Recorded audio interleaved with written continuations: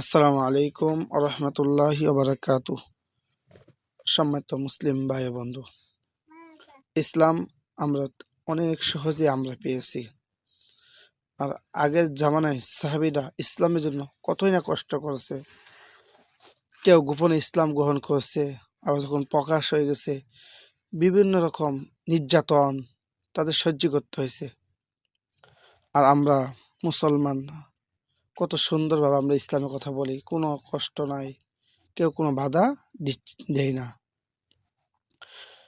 আগের জামানায় রাসূলুল্লাহ সাল্লাল্লাহু আলাইহি ওয়াসাল্লাম জামানায় সাহাবীরা অনেক কষ্ট করে ইসলাম প্রতিষ্ঠা করেছেন। রাসূলের সাহাবীর মধ্যে অন্যতম একজন সাহাবী হযরত বিলাল রাদিয়াল্লাহু তাআলা আনহু ইসলামের প্রথম মুয়াজ্জিন।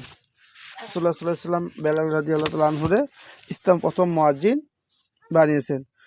আল্লাহকে ভালোবেসে ইসলামকে ভালোবাসে হযরত বিলাল রাদিয়াল্লাহু তাআলা আনহু সে ত্যাগ স্বীকার করেছিলেন, যে নির্যাতন জুলুম সহ্য করেছিল তার তুলনা ইতিহাসে নেই।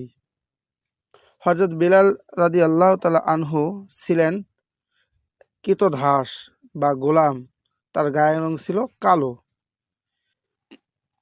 কিন্তু তাতে কি হবে, তার মনটা তো কিন্তু ছিল বড় মহান ফুলের মতো পবিত্র। বিলাল রাদিয়াল্লাহু তাআলা আনহু এর মালিকের নাম ছিল উবাইয়া।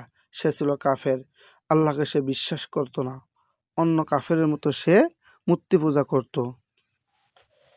এখানে থেকে মালিকের বাড়িতে থেকে হযরত বিলাল রাদিয়াল্লাহু তাআলা আনহু কিন্তু মূর্তি পূজার ধারেও কাছে যেতেন না। মাটি বা পাথর দিয়ে বানানো মূর্তি তাকে পূজা করবে মানুষ, বিলাল রাদিয়াল্লাহু তাআলা আনহু এটা মেনে নিতে পারতেন না। এদিকে মহানবী সাল্লাল্লাহু আলাইহি সাল্লামের কথা তার কানে এসেছে। তিনি শুনেছে যে মুহাম্মদ রাসূলুল্লাহ সাল্লাল্লাহু আলাইহি সাল্লাম তাওহীদের বাণী প্রচার করিতেছেন। সেই বাণী জাদু করিও এক ছোঁয়ার পথে দিশা গোমরা মানুষদেরকে সঠিক পথ দেখাচ্ছেন।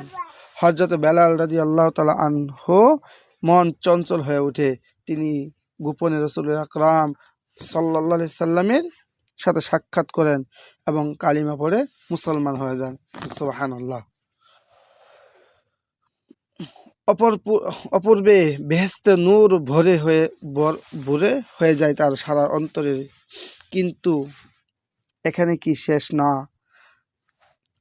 তার মুসলমান হওয়ার পর তার মালিক যখন শুনছেন যে বেলাল মুসলিম হয়ে গেছেন, তাকে আরো কষ্ট আযাব তার বাড়ানো হয়েছে, তাকে আরো কি নির্যাতন তার মালিক বাড়িয়ে দিয়েছেন।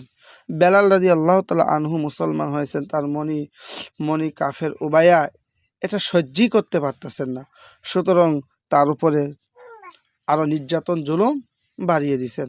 হযরত বেলাল রাদিয়াল্লাহু তাআলা আনহর গলায় রশি বেঁধে দিয়ে তার মালিক কাফেরদের সন্তানদেরকে লিলিয়ে দিছেন, সে তার রশি টেনে টেনে মক্কা শহর দিয়ে ঘোরাবা, রাস্তায় রাস্তায় যেমন করে গরু কিংবা ছাগল গলায় রশি দিয়ে ধরে ধরে টেনে টেনে ভেড়ায়।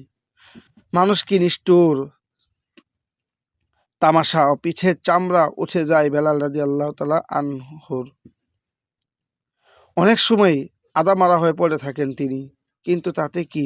হযরত বেলাল রাদিয়াল্লাহু তাআলা আনহু মুহূর্তের জন্য আল্লাহকে ভুলেন না।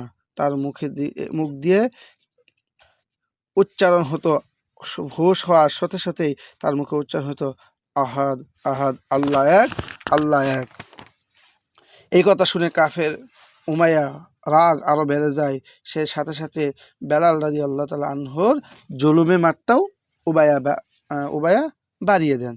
দুপুরে রোদে ভয়ানক গরম, যেখানে প্রচুর আগুনের লিহার শিখা, চারিদিকে উত্তাপন বালুর সমুদ্রের, এই বালুর উপর চিৎ করে শুয়াইয়া দেওয়া হয়।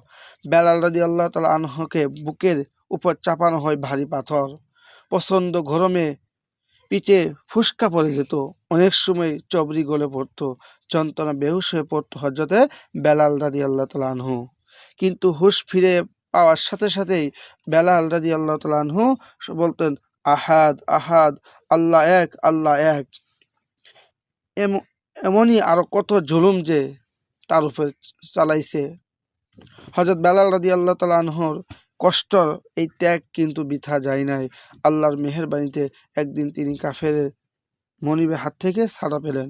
হযরত আবু বকর রাদিয়াল্লাহু তাআলা আনহু টাকা দিয়ে তাকে উমাইয়ার কাছ থেকে কিনে নিলেন, তারপর আজাদ করে দিলেন। তাকে হযরত বেলাল রাদিয়াল্লাহু তাআলা আনহুর এরপর থেকেই মনোপানে আবাদত ও মশগুল হয়ে পড়েন এবং রাসূল সাল্লাল্লাহু আলাইহি সাল্লামের সহবতে থেকে ইসলামে খেদমত করতে লাগেন। সুবহানাল্লাহ। তার গলার সুর ছিল খুব মধুর। মহানবী সাল্লাল্লাহু আলাইহি সাল্লাম বেলাল রাদিয়াল্লাহু তাআলা আনহুকে স্নেহ করতেন যে তাকে তিনি মসজিদে নববীর প্রথম মুয়াজ্জিন নিয়োগ করেন। দীর্ঘদিন ধরে তিনি তার মধুর আজানের সুর মক্কার অলিতে গলিতে পৌঁছিয়ে দেন। মক্কার আকাশে বাতাসে বেলালের মধুর সুর ভাসে।